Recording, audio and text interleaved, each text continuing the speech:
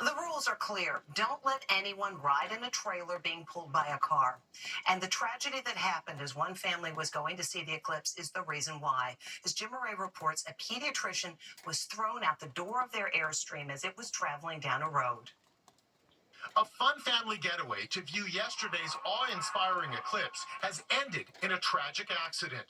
Dr. Monica Voronetska, a pediatrician from Long Island, was thrown out of her Airstream camper while it was being towed by her husband. Police say the pediatrician was riding inside the Airstream camper, which is illegal in New York State, when suddenly a gust of wind blew open the passenger side door. The doctor and mom of three was thrown onto the road as her family watched in horror. The freak accident happened near Brownville as they were heading to view the eclipse in the path of totality.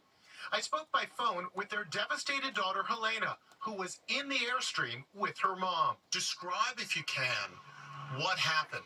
The door was like shaking a little bit. It sounded like super windy, even though she had closed it behind her. I saw her 1 second, and then the next she was gone, and the door was wide open, and she didn't even have time to scream. She says they didn't know they weren't supposed to travel in the vehicle while it was being towed. Did anyone say don't be inside the camper when it's being towed? No, we were looking, and we saw that in some states it was legal, and in some states it wasn't. Andy Vivanco rents out his Airstream in California. The camper looks inviting to relax in, but he says he tells customers never to ride inside while it's on the move. Why is it not safe to be in the Airstream while it's being towed? It's bumpy. I mean, you can see there's two wheels, and there's no seatbelts. Have you ever heard of a door opening while the vehicle's being towed? Yeah, actually mine did. When I was pulling out of my driveway, I didn't latch the door properly. There are two locks on the passenger side door in this Airstream. After the pediatrician's death, Airstream released this statement expressing that they were saddened over what happened, but noting the safety protocol advises owners that they cannot tow an Airstream with people inside. Now a family is left to grieve over their loss. She was the most loving and warm-hearted person ever. The pediatrician and her husband, who's also a doctor, only bought the Airstream 2 months ago. It was the critical thing everyone reporting on the eclipse stress. Don't look directly at the sun.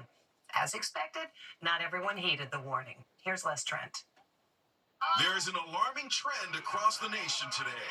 Why do my eyes hurt right now? Eclipse watchers complaining about sore eyes. Anyone else convincing themselves that they're going blind? Social media is filled with people freaking out, even though many are saying they wore protective eclipse glasses. Is it just like defective glasses or what? Like, I don't know, but I'm actually kind of freaking out right now. Searches for eyes hurt, my eyes hurt, and why do my eyes hurt spiked on Google at 2 p.m., right before the eclipse in the Northeast. So, is there cause for concern, or is it all in their mind? We asked ophthalmologist Dr. Christopher Starr.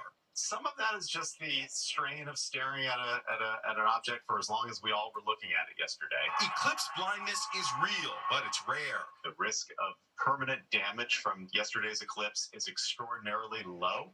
But if there's any concern with discomfort, redness, eye strain, or change in vision, see an eye doctor right away. Now that the eclipse has passed, what do you do with your glasses? They don't expire, so you could hold on to them till the next eclipse in 20 years, or you could donate them to Astronomers Without Borders.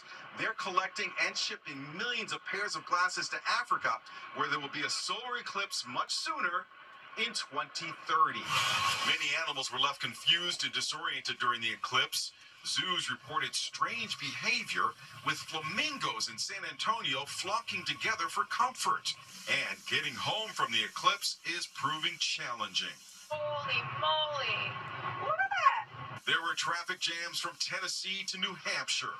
Many families were stuck on the highway for hours. We just sat through hours and hours and hours of traffic. It was worth it, though. It was totally worth it. Meanwhile, hundreds of new moms and dads are celebrating the arrival of their eclipse babies, who, according to myth, are born with superhuman powers.